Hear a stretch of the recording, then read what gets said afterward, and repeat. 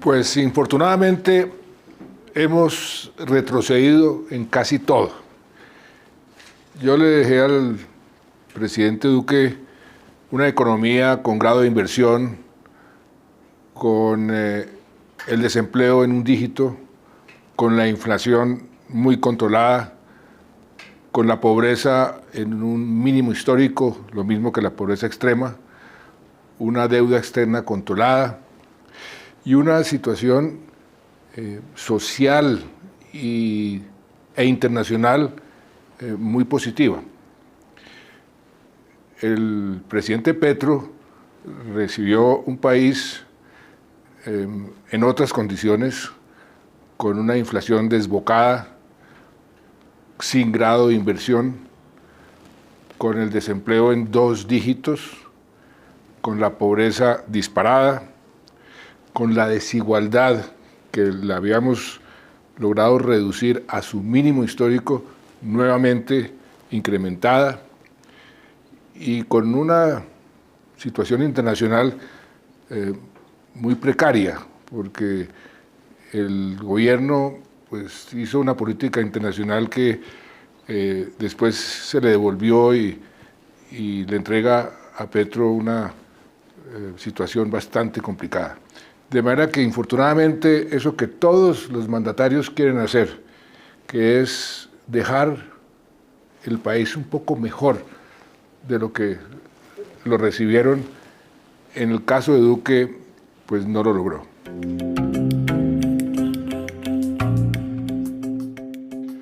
Pues es una paradoja, porque Duque comenzó su carrera conmigo en una fundación que yo tenía, que se llama la Fundación Buen Gobierno. Yo lo llevé al Ministerio de Hacienda cuando fui ministro de Hacienda y lo envié a un cargo en el BID. Y allá se quedó y allá conoció muchos años después a Uribe. De manera que eso fue una relación bastante positiva. Él inclusive me ayudó a mí en la primera campaña, pero después lo cooptó Uribe, lo trajo al Senado, se volvió un opositor acérrimo de mi gobierno, y cuando llegó a la presidencia yo le ofrecí toda la ayuda, como todo expresidente debe hacer. Lo que él quisiera, yo estaba a su disposición, pero decidió que yo no existía, entonces ni siquiera mencionaba mi nombre. Una actitud un poco infantil, diría yo, y ridícula, de manera que la relación hoy es inexistente.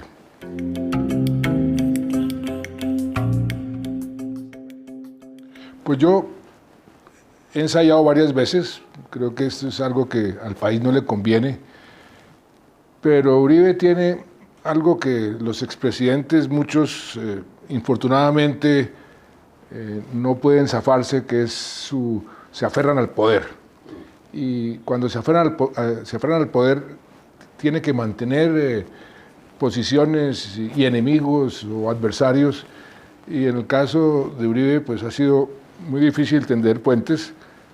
Yo tuve una buena relación con él cuando yo fui ministro de Defensa, pero cuando fui presidente, él estuvo muy en contra del proceso de paz, a pesar de que él quiso hacer el proceso de paz, muy en contra de restablecer las relaciones con los vecinos, y se volvió un adversario muy vehemente, y a él su apego al poder pues lo vuelve muy combativo, y esa ha sido la razón por la cual no se ha podido establecer un puente. Yo una vez inclusive le dije, mire, hagamos, porque nos sucedió algo parecido, hagamos lo que hizo Jefferson y Adams.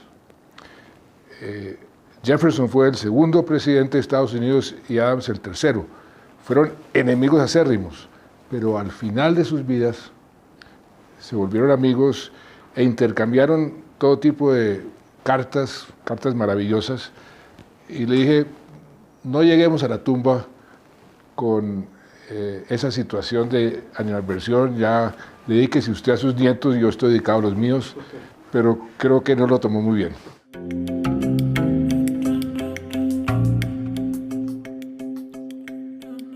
Pues yo digo que Duque quiso descarrilar el proceso, sobre todo al principio cuando objetó las leyes y las reformas para implementar el proceso. Cuando no pudo, porque el Congreso no le permitió, quiso detener el proceso. Tampoco pudo porque políticamente la gente salió a protestar, la comunidad internacional jugó un papel muy importante en presionar la implementación. Y al final del gobierno no tuvo otra opción que montarse al tren y tratar de decir que él había implementado el proceso. Infortunadamente eso no es cierto, algo hizo, pero lo que yo digo es que el proceso pasó por una prueba ácida y sale fortalecido. Yo espero que este gobierno cumpla lo que dijo que iba a implementar el proceso de paz, porque si hace eso, solamente eso, haría un buen gobierno. Yo tengo una relación buena, normal. Hemos sido contradictores casi toda nuestra vida pública. Él me apoyó a mí en mi reelección. Y tengo que decir, me apoyó sin ninguna condición. No apoyé a Petro en la campaña, no apoyé a ningún candidato. No he sido petrista, no soy petrista. Lo que sí creo es que si a él en este momento le va bien al país.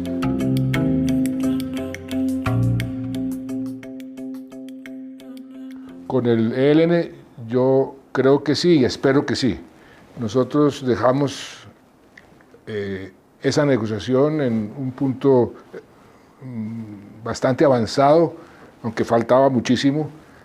Lo que este gobierno ha dicho es que va a continuar a partir de ese punto, y yo pienso que está en la dirección correcta y que es posible una paz con el ELN, y sería muy bienvenido para el país y para todos los que están sufriendo con la violencia con el ELN.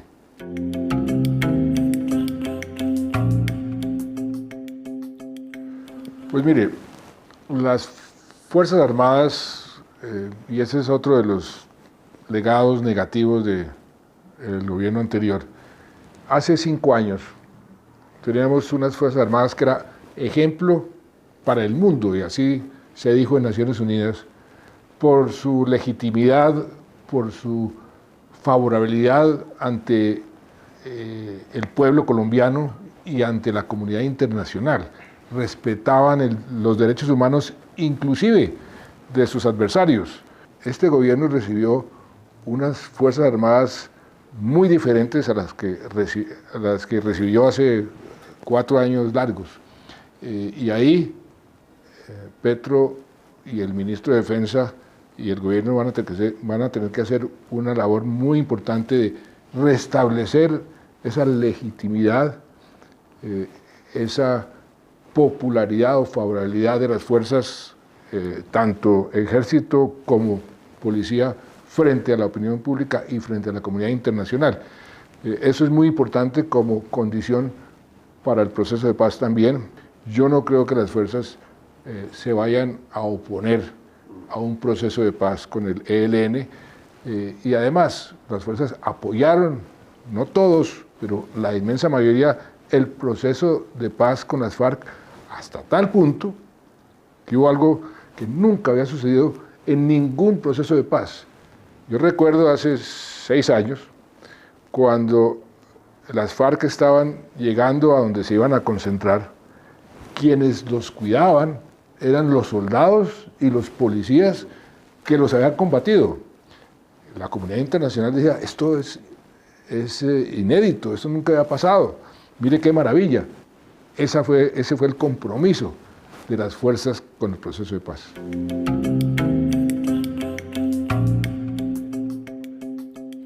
Pues yo creo que romper la comunicación con un país nunca, y sobre todo un país con el cual uno tiene 2.200 kilómetros de frontera, no es lo más sensato. Lo que hizo Duque, esa política de aislar diplomáticamente a Venezuela, pues fue totalmente contraproducente, sobre todo para la gente que vive en la frontera. Pero eso hay que ir con calma.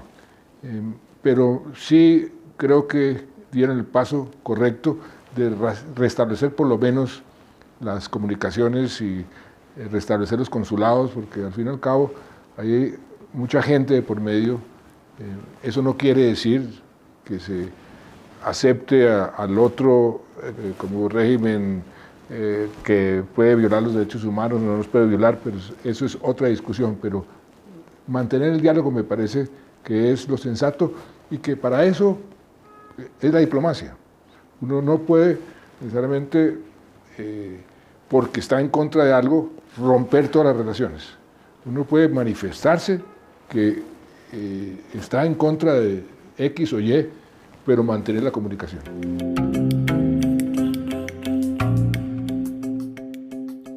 Pues mire, en desnarcotizar, o sea, abolir la prohibición en la lucha contra las drogas, para mí eso es música celestial. Hoy, más que hace 10 años, estoy convencido que la única solución para no seguir fracasando en esa guerra es regular el mercado, es regular el tráfico de drogas. Es un tema muy sensible y políticamente muy manipulable, pero la experiencia nos ha enseñado que es la única solución.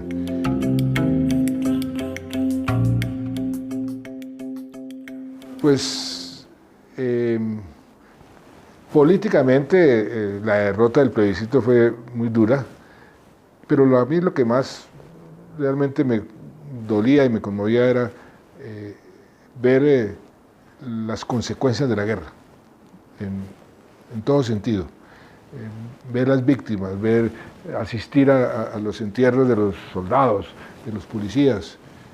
Eso, las viudas cuando le decían, pero ¿por qué mi hijo lo tuvieron que matar? ¿Qué necesidad había? Eso era muy difícil y eso se va acumulando y eso va doliendo.